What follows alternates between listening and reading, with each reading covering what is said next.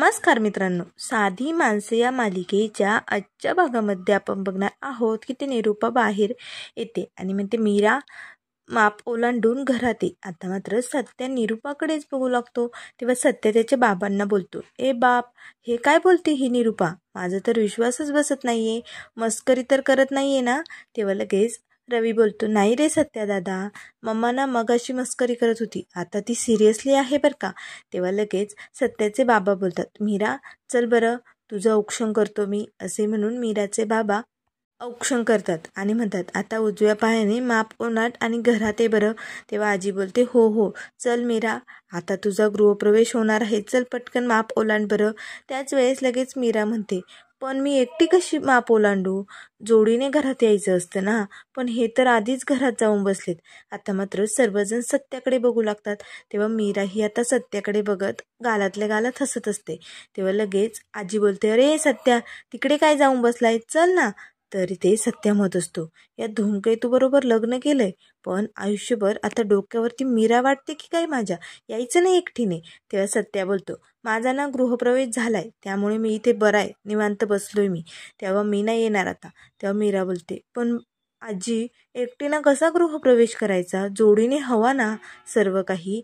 तेव्हा त्या लगेच सत्याची आजी सत्याजवळ जाते आणि त्याचा कान पकडून त्याला बोलते, का रे, तुला कोणी आतमध्ये यायला सांगितलं होतं आणि इथे येऊन आरामात बसलाय वय? चल हो बाहेर आणि मीरा बरोबर जोडीने आतमध्ये ये. तेव्हा लगेच सत्य बोलतो, हो हो आजे जातो, पण म्हातारे किती ताळपळ आहे तू, अजून किती दम आहे तुझ्यात, किती लागलंय मला इथे कानाला. तेव्हा लगेच आजी बोलते, आता जर बाहेर गेला नाही ना, अजून एक सणकण लावे ना, या म्हातारीत अजून खूप दम आहे बरं का, चल हो बाहेर. तर आता सत्या लगेच आपला गळ्यातील हार घेतो आणि ते मीराजवळ जाऊन उभी राहतो. आता मात्र मीराला सत्याकडे बघून हसू येत असतं. तेव्हा लगेच आता आजी बोलते, चल मीरा, माप ओलांड आणि ये बरं आतमध्ये. तर आता मीरा लगेच उजव्या पायाने माप ओलांडणार, तेच रवी बोलतो, थांबा. तर आता सर्वजण मात्र रवीकडेच बघू लागतात. आता काय झालं? तेव्हा लगेच सत्याचे बाबा बोलतात, रवी काय आहे आता? तेव्हा लगेच रवी हसायला लागतो आणि म्हणतो, वहिनी, नाव घे ना आता पुन्हा एकदा, हो की नाही ग आजी, अजून एक उखाणा झालाच पाहिजे ना. तेव्हा आजी हसायला लागते आणि म्हणते, हो रवी, तू एकदम बरोबर बोलतोय. मीरा, घे बरं एक उखाणा, चल बरं पटकन. तेव्हा आता मीरा लगेच सत्याकडे बघू लागते. तेव्हा सत्याचे बाबा बोलतात, हो मीरा, घे उखाणा. तेव्हा लगेच आता मीरा म्हणते, आई आणि दादांच्या सावलीत मायेने वाढली आणि सत्यजित बरोबर लग्न करून माप ओलांडते सासूबाईंच्या आशीर्वादाने. आता सर्वजण टाळ्या वाजवतात. तेव्हा लगेच आता आजी बोलते, चल मीरा, आता माप ओलांड बरं. तर आता मीरा लगेच माप ओलांडून घरात आलेली असते. आता सर्वांना खूपच आनंद होतो, पण मात्र निरूपाला खूप राग येतो. तेव्हा निरूपा मनाशीच बोलते, आज माझ्या इच्छा नसतानाही माझ्या घरात माझा उंबरा ओलांडून ही पोरगी आली आणि उद्या हीच पोरगी माझ्या डोसक्यावर बसेल. आजचा दिवस आहे तुझा, पण उद्याचा नाही. आता बघ उद्या काय करते मी ते. असे आता निरूपा मनाशीच म्हणत असते. तर त्यानंतर इकडे आता पंकज हा घराबाहेर आलेला असतो. तर आता पंकज म्हणत असतो, काही करून मला ना मम्माला चूप भेटावं लागेल आणि तिला सगळं काही सांगावं लागेल. तीच या सगळ्यातून काहीतरी मार्ग काढू शकते. पण त्याच वेळेस आता लगेच सत्याच्या घरी पोलिसांची गाडी आलेली असते. आता मात्र पंकज लगेच लपून बसतो आणि म्हणतो, अरे बापरे, पोलीस, म्हणजे यांनी माझ्याविषयी तक्रार केली की काय? का त्या पोरीने काही सुसाईड वगैरे केले? नाही नाही, नको, काय झालं असेल? आता जर आतमध्ये गेलं तर पोलीस मला लगेच जेलमध्ये टाकतील, त्यामुळे नको नको, आत्ता इथे हलायलाच नको, इथून पळ काढावा लागेल. असे म्हणून पंकज लगेच तिथून पळून जातो. तर इकडे आतमध्ये आजी म्हणत असते, सत्या, तू गुंड नाही का सुजित कुमार आला होता? बापरे, मला खूप भीती वाटली रे, पण ऐन वेळेस तू आलास आणि त्यांची चांगली धुलाई केली, बरं झालं. असे म्हणून आता सर्वजण गप्पा मारत असतात. त्याच वेळेस लगेच आता दरवाजात पोलीस येतात आणि दरवाजा वाजवतात. आता मात्र पोलिसांना बघताच सर्वजण खूपच घाबरून जातात. तेव्हा लगेच सत्य हसायला लागतो. त्याला वाटतं पोलीस मलाच घ्यायला आलेत. रवीने पैसे भरले नव्हते काय नो, बरं झालं, या मीरापासून माझी सुटका तरी होईल. तर सत्य लगेच पोलिसांकडे जातो आणि म्हणतो, इन्स्पेक्टर साहेब, तुम्ही मला घ्यायला आलात ना, चला बरं पटकन, मग मी तयार आहे. तुम्ही म्हणाल ना तेवढे दिवस मी जेलमध्ये राहायला तयार आहे, चला चला. तेव्हा सत्याचे बाबा बोलतात, सत्या काय चालू आहे तुझं? थांब ना, ते कशासाठी आले ते तरी ऐकून घे. आता मात्र निरूपा घाबरून जाते. तेव्हा लगेच इन्स्पेक्टर साहेब बोलतात, पंकज गायकवाड इथेच राहतो का? आता मात्र लगेच निरूपा म्हणते, हो हो, माझाच पोरगा आहे तो, इथेच राहतो. कोणी तक्रार केली तुमच्याकडे? तेव्हा आता लगेच सत्या बोलतो, बरं झालं इन्स्पेक्टर साहेब, कोणी तक्रार केली हे सांगा बरं आधी. तेव्हा लगेच इन्स्पेक्टर साहेब बोलणार. तेच लगेच निरूपा बोलते, माझ्या पोराविरुद्ध कोणी तक्रार केली असेल? तेव्हा लगेच इन्स्पेक्टर साहेब बोलतात, त्याने एका मुलीला फसवलंय ना, तिच्याशी लग्न करता करता तो पळून गेला ना. तेव्हा लगेच सत्य बोलतो, बरं झालं त्या फुसक्याविरुद्ध ज्याने कोणी तक्रार केली ना, बरं झालं. आणि इन्स्पेक्टर साहेब, नुसता पळाला नाहीये तो लग्नातून, अहो माझ्या बापाला सेंडा लावून पळालाय. तेव्हा सत्याचे बाबा बोलतात, सत्यजित गप्प बैस बरं, झाला तो विषय, बंद करा आता. इन्स्पेक्टर साहेब, का आलात तुम्ही? कोणी तक्रार केली? तेव्हा निरूपा बोलते, ए पोरीनो, तुम्ही तर तक्रार नाही केली ना? तेव्हा मीरा म्हणते, नाही. तेव्हा लगेच आता निरूपा खूप बडबड करायला लागते, म्हणते, नक्की तुझ्या आईने तक्रार केली असेल मग. तेव्हा लगेच आता सत्याचे बाबा म्हणतात, अगं निरूपा, कुठली आई आपल्या मुलीच्या पहिल्याच दिवशी असे पोलीस पाठवेल का? काय बोलते तू? तेव्हा निरूपा म्हणते, मग तक्रार कोणी केली असेल? तेव्हा लगेच आता सत्याचे बाबा बोलतात, अगं एवढं तर्क लावण्यापेक्षा इथे इन्स्पेक्टर साहेब आलेत ना, त्यांना विचारूया आपण, नेमकं तक्रार केली कुणी? तेव्हा त्या लगेच इन्स्पेक्टर साहेबांना निरूपा विचारू लागते, कोणी तक्रार केली नेमकं? तेव्हा इन्स्पेक्टर साहेब बोलतात, बरं झालं तुम्ही मला निदान बोलण्याची संधी तरी दिली, किती बोलता तुम्ही? तेव्हा लगेच इन्स्पेक्टर साहेब म्हणतात, सुजित कुमार यांनी आमच्याकडे तक्रार केली, पंकज गायकवाडाने या मुलीला मीराला फसून तिच्याशी लग्न मोडलंय आणि आता तिचं जबरदस्तीने लग्न लावलं गेलंय.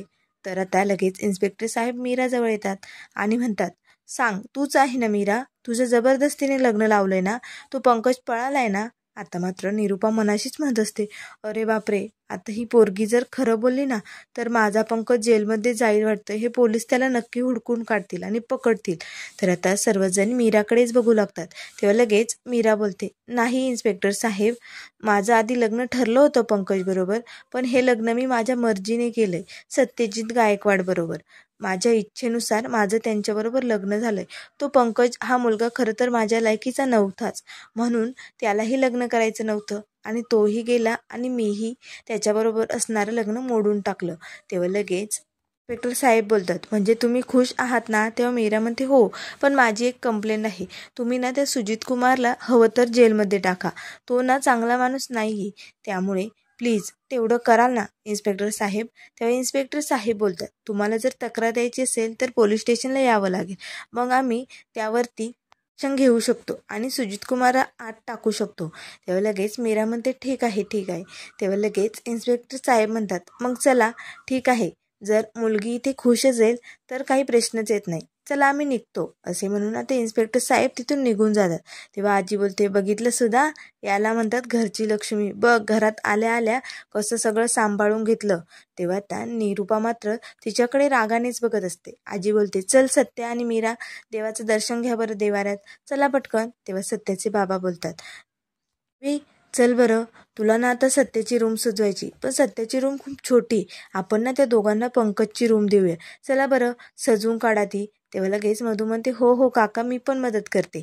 तर आता इकडे मधू आणि रवी दोघेही पंकजची रूम सत्या आणि मीरासाठी सजवत असतात. खूप छान अशी रूम सजून झालेली असते. तेव्हा लगेच आता रवी बोलतो, कशी वाटते रूम? तेव्हा मीरा आता कशी राहील या विचारात मधू गोंधळून गेलेली असते. तेव्हा रवी बोलतो, काय झालंय, कसला विचार करते?